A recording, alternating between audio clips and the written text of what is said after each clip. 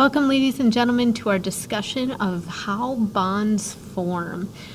Just a little bit of advice as you're listening to the video. If there's things that are not super clear or you need some additional support, this is covered in Chapter 7 and 8 in the textbook. 7 will cover metallic and ionic bonds, and Chapter 8 will cover covalent. So there are some great diagrams and additional information that you should check out to help you as you're working through the content. Now, to begin, I'd like to take a little bit of time to clarify the terms compounds and molecules. So if we take a look, a compound is two or more elements chemically bonded in a fixed ratio. That could refer to an ionic compound or a covalent compound. That's what you've spent the last few weeks learning how to name.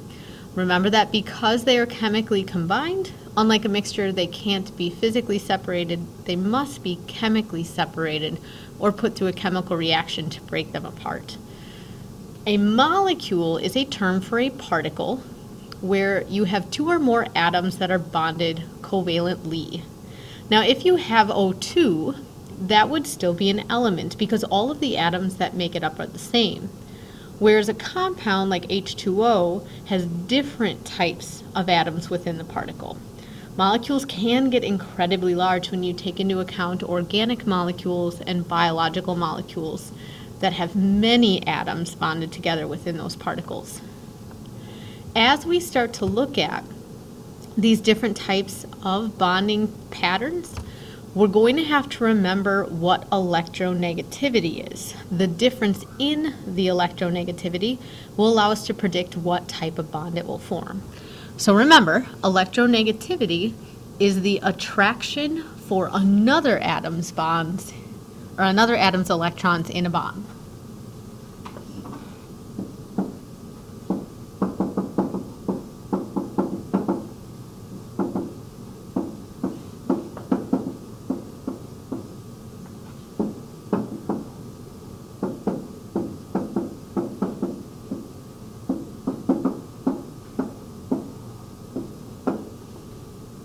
The electronegativity could be high or low for any given element. So first we're going to look at metallic bonds. It will be a small portion, but it is important to distinguish between how these compare to ionic and covalent. So when we look at a metal, one of the things that hopefully we know a little bit about is that they are very conductive. And that comes from our understanding of the arrangement of particles within metals. When we look at metals, they're on the left-hand side, and we've identified that they typically give up electrons when forming ions. And because they have such a weak attraction for their electrons, even within a solid block of a metal, those electrons are pretty loose. And what they end up doing is floating freely among the positive center particles that are left behind when those valence electrons leave. So on the left of this diagram, you'll see positive ions, those cations, and then the free-floating valence electrons that can move amongst those ions. Positive and negative things attract very strongly. So when you have these electrons moving between these positive particles, there's a really strong force of attraction that happens there. The other part is because those electrons are able to move, that is why we have conductivity in metals. Those electrons are free and able to flow when there is an attraction for those electrons to move in that manner. So we're going to compare this again to ionic, but the point is I have positive particles attracting negative particles, which makes the force of attraction between them very strong. This could be true for a pure metal or alloys which are combinations of different metals in a mixture.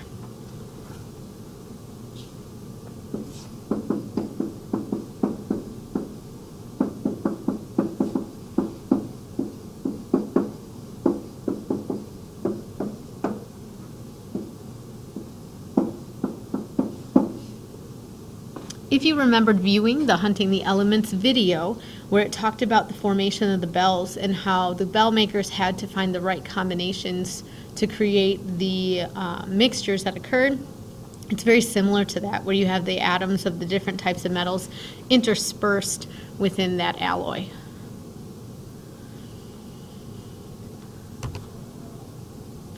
So moving on to ionic, which will share some characteristics in this force of attraction between charged particles. We want to understand where the charges come from and then how those charges lead to certain properties of the materials that we can see at the macro scale.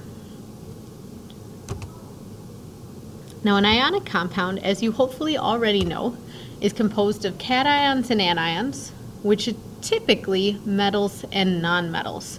We know with polyatomic ions it can get a little bit more distinct, but there's a positive charged particle combining with a negative charged particle. When they come together, the overall compound is neutral. So we learned to create the formula, I have to cancel out the charge. This is where we're going to see the actual changes in electrons that lead to them having a particular charge. An ionic bond forms when electrons are transferred between atoms and then a force of attraction occurs between those oppositely charged particles. Most often, there's going to be a large difference in electronegativity. For example, metals have a very low electronegativity. They have a weak attraction for their valence electrons. Whereas chlorine, which is a nonmetal on the far right top corner, has a very strong attraction for other atoms' electrons, considering that it already has a strong attraction for its own. So what we see in the diagram is that the sodium is giving up its electron, which will make it stable with a full outer shell, and then the chlorine is picking up that additional electron. So the -1 charge on the chlorine is coming from the transfer of the electron from sodium.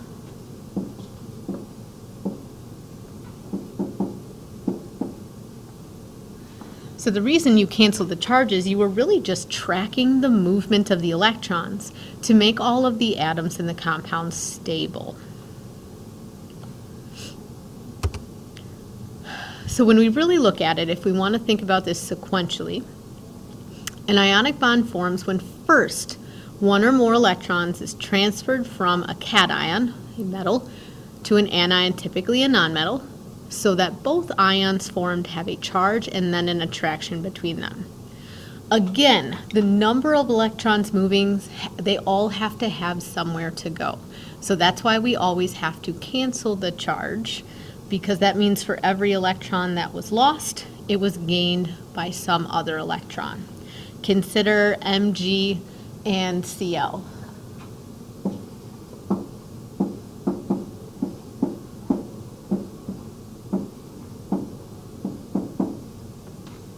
It has to bond in a ratio of 1 Mg to Cl2 because if magnesium needs to give up 2 electrons, I need to have 2 Cls available to pick them up because each Cl only picks up 1 electron. So again, this is a little bit of review.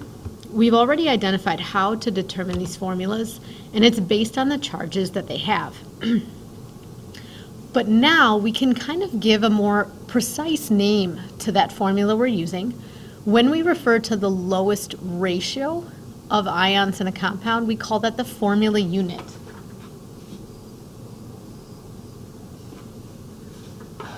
So every time you created the formulas in your naming, you were creating the formula units of an ionic compound. The reason why is that they do not exist in individual particles, but rather in large crystalline structures that have repeating units in this particular ratio. So we wouldn't expect to see like some individual particle with 1 Mg and 2 Cls. We would see a large geometric shape with interspersed atoms where you'd have 1 Mg ion for every 2 Cl ions.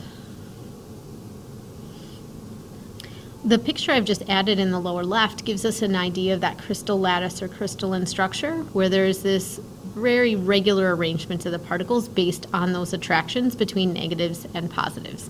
The one that you see there happens to be for sodium chloride. Now we can draw Lewis structures for ionic compounds, and when you think back to what it was like to draw a Lewis structure for an ion, all you're really going to do is draw the ions next to each other in the right proportion. So at the top, we see the original neutral atoms.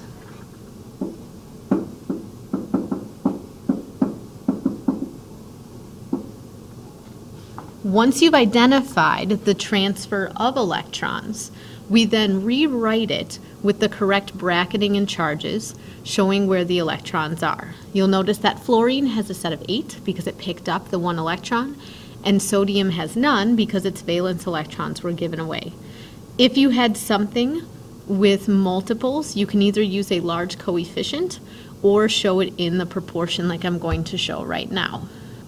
I would accept either of these on a test or a quiz. So you'll see I'm representing the 2 Cl's as a larger number, or you could just intersperse the magnesium between the Cl ions.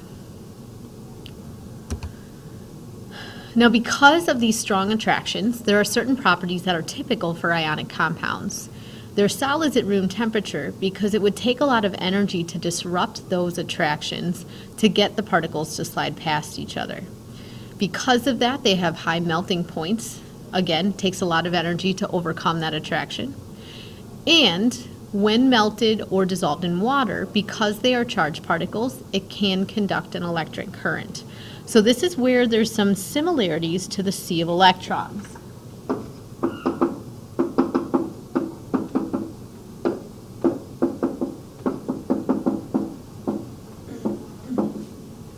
The only difference is that ionic compounds have true negative and positive ions, whereas a metallic bond has positive cations with free-floating electrons, much smaller than individual ions.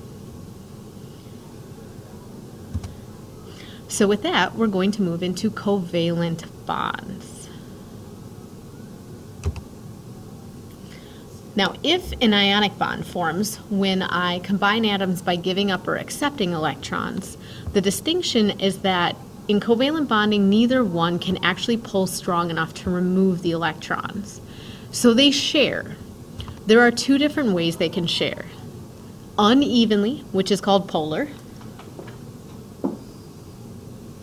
or they could have an even sharing, which is nonpolar.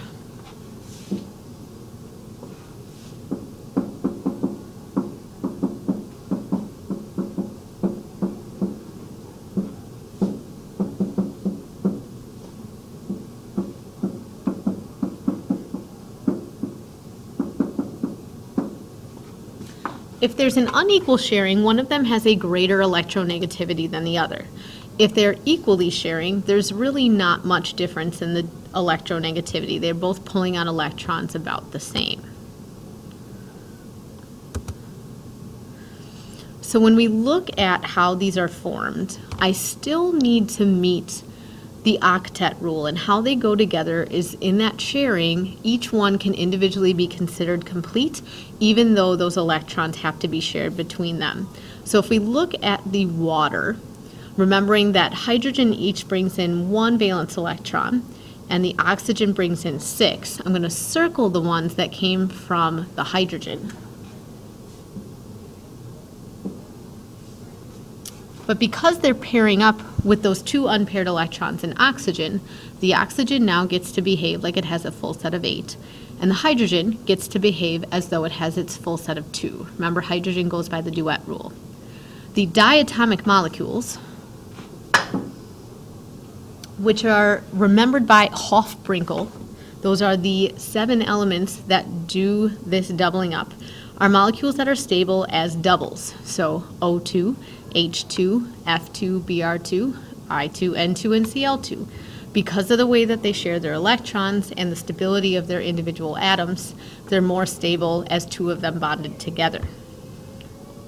So whether it is an elemental molecule as a diatomic or as a compound, a sharing of electrons to meet the octet rule is how we get that. Now, these are ones that we mentioned in our molecular naming. They are ones that you should still remember. They will become important as we continue to talk about reactions in the future. But here the biggest distinction when we look at covalent, rather than transferring electrons, they are shared in a way so that all atoms within the molecule can behave as though their octet is full. The next lecture will cover how to draw the Lewis structures for covalent compounds.